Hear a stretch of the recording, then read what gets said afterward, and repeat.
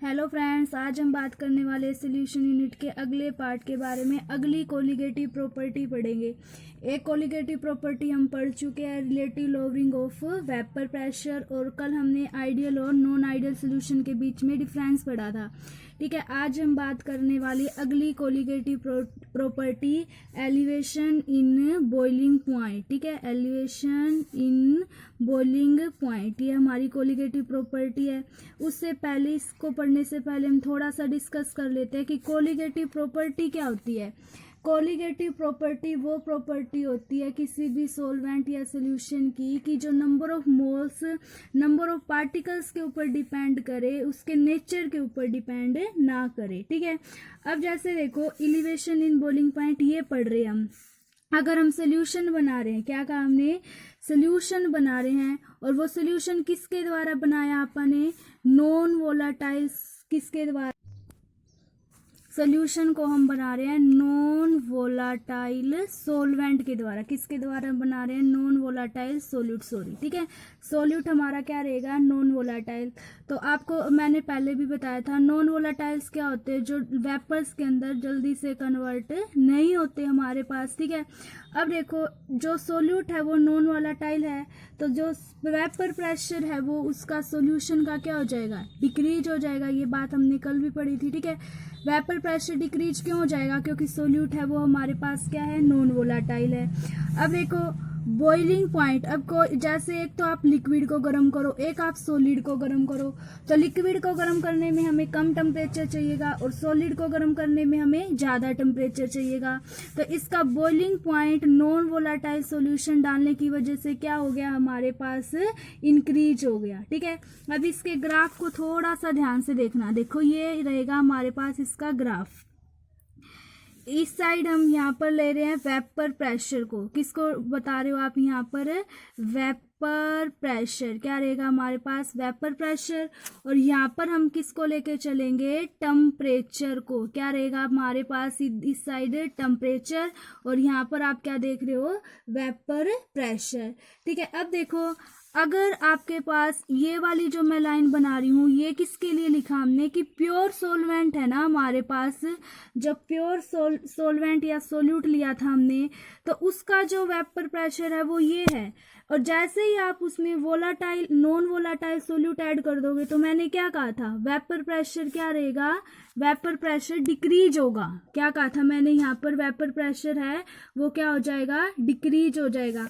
तो pure solute के लिए देखो आपके पास ये वाली लाइन है, तो अगर हम सोल्यूशन के लिए लेंगे तो इससे कम लेंगे ना यहाँ पर, तो ये हमारे पास किसके लिए हो जाएगा, प्योर सोल्यूशन के लिए। ठीक है, क्या कहा हमने, ये हमारे पास प्योर सोल्यूट के लिए, और ये हमने किसके लिए कहा कि हमारे पास सोल्यूशन बन गया। जब हमने क्या कहा, वहां पर हमारा सोल्यूशन बन गया, तो उससे नीचे आया ये। ठीक है, क्योंकि वेपर प्रेशर क्या हो गया था, कम हो गया था। ठीक है, इससे पहले आप एक डेफिनेशन पढ़ना कि अकॉर्डिंग टू इसके हमारे पास बॉइलिंग पॉइंट क्या होगा, कि वो temperature, it is the temperature at which vapour pressure of solution become equal to the atmospheric pressure. क्या कहा हमने कि जो हमारे पास वेपर प्रेशर है सोल्यूशन का जो वेपर प्रेशर है वो किसके इक्वल हो जाएगा, इक्वल टू 1 एटमॉस्फेरिक प्रेशर।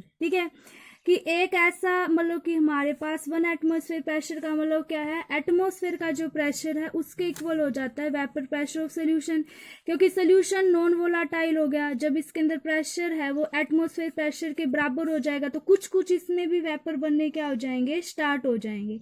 ठीक है, तो मान लीजिए हमारे पास यहाँ पर क्या है, 1 एटमॉस्फेरिक प्रेशर है। ये हमने क्या कहा, यहाँ पर कितना है, 1 एटमॉस्फेरिक है। ठीक है, अब देखो अगर आप प्योर सोल्यूट की लेके चलोगे तो आपके पास यहाँ पर ये वाला टेम्परेचर आ रहा है हमारे पास। ठीक है, और सॉल्यूशन के लिए अगर आप लेके चलो, देखो यहाँ से सॉल्यूशन के लिए अगर हम यहाँ से लेके चले तो आपके पास ये लाइन देखो इधर आ रही है, ठीक है।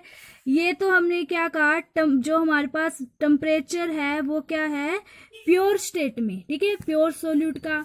और ये वाला जो हमारे पास टेम्परेचर है टीबी, जो सिंपल टीबी लिख रहे हैं ना हम, ये हमारे लिए किसके लिए हो जाएगा, सोल्यूशन के लिए। समझ में आया? तो डेल टीबी को निकालेंगे हम, किसको निकालने वाले हैं, यहाँ से डेल्टा टीबी को निकालेंगे।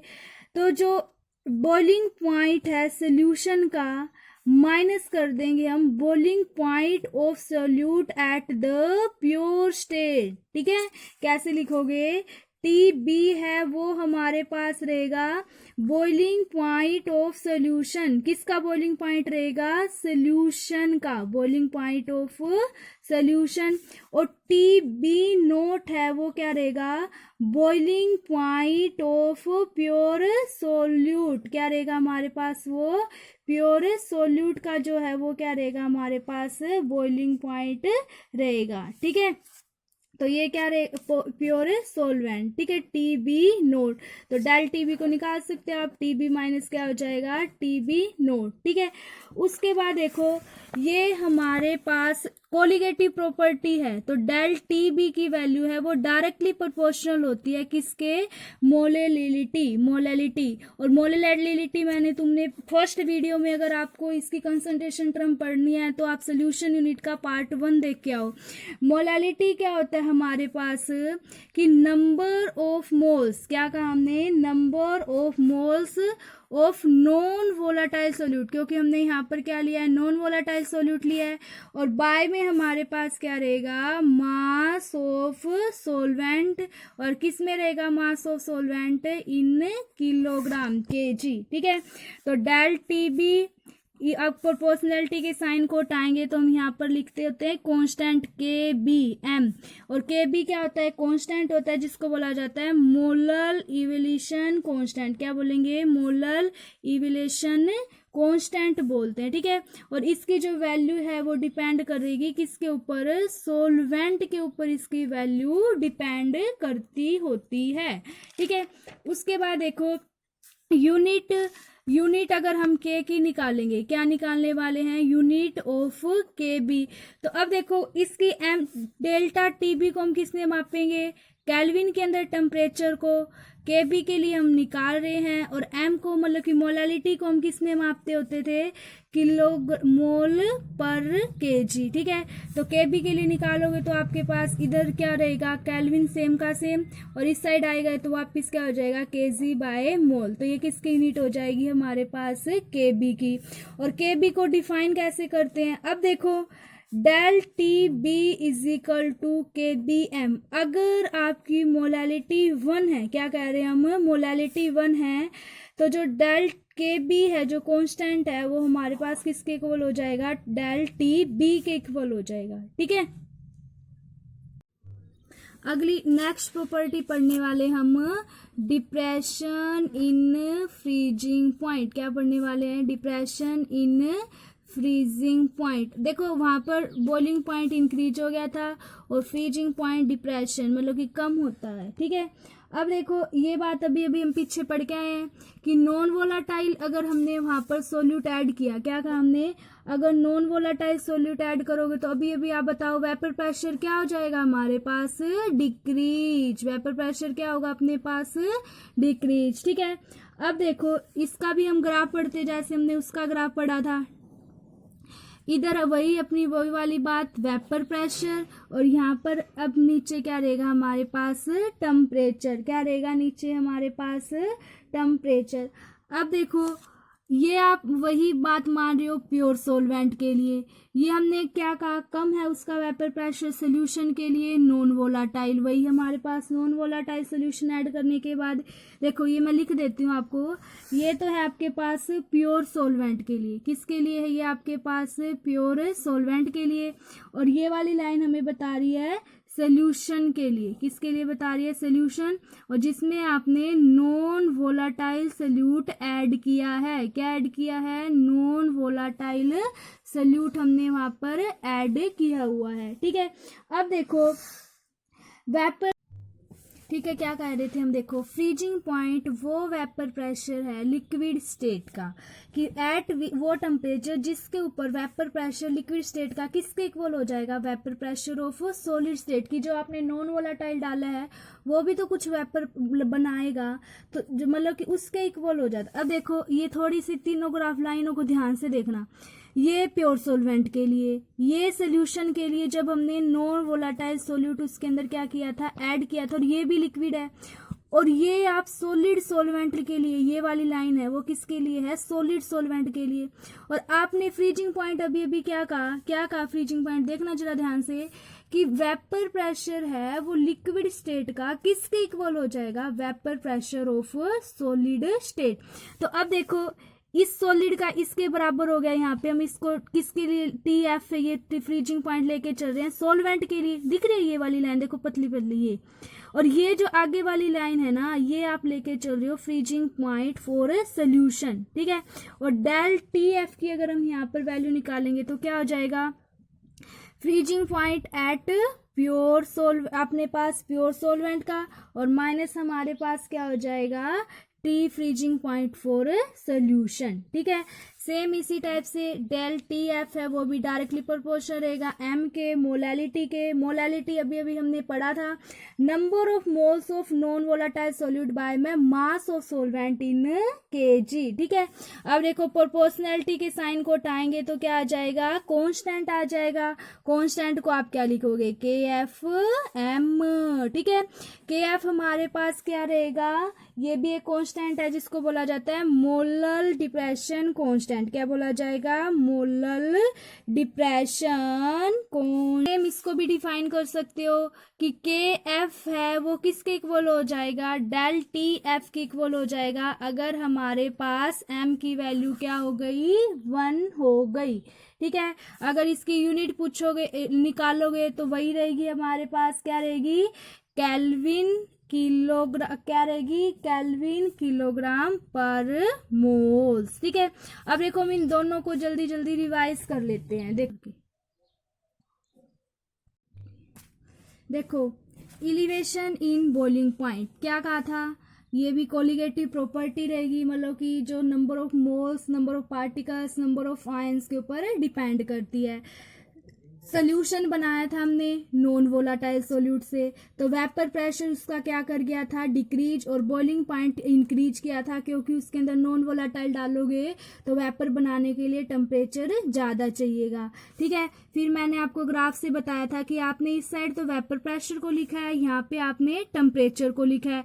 ये वाली लाइन डिनोट कर रही है प्योर सॉल्वेंट के लिए, और ये वाली लाइन किसको डिनोट करेगी, सोल्यूशन के लिए। तो बॉइलिंग पॉइंट की डेफिनेशन देखो पहले कि वो टेम्परेचर जिसके ऊपर वेपर प्रेशर है वो सोल्यूशन का इक्वल हो जाता है किसके, एटमॉस्फेरिक प्रेशर के। तो मान लीजिए हमने ये कहा था ये हमारा एटमॉस्फेरिक प्रेशर है, ये एक यहाँ पर इस लाइन तक है। अब प्योर सॉल्वेंट का देखो यहाँ पर इसके बराबर हो गया, और सोल्यूशन का देखो यहाँ पर ये लंबी लंबी नीचे लाइनें जा रही है, ये टी बी नोट ये प्योर सॉल्वेंट के लिए, और टी बी ये सोल्यूशन के लिए, ठीक है। तो देखो डेल टी बी निकालोगे आप तो क्या रहेगा, डेल्टा टी बी माइनस क्या हो जाएगा, टी बी नोट। तो बॉइलिंग पॉइंट ऑफ सोल्यूशन इसको आपने डिनोटेड किया टी बी से, और boiling point of pure solvent इसको हमने डिनोटेड किया टी बी नोट से, ठीक है। फिर हमने क्या कहा था, डेल टी बी अभी अभी आपने पढ़ा। फिर डेल्टा टी बी है ये डायरेक्टली प्रोपोर्शनल होता है मोलैलिटी के, मोलैलिटी आपने निकाली थी, number of moles of non volatile solute by mass of solvent in KG, ठीक है।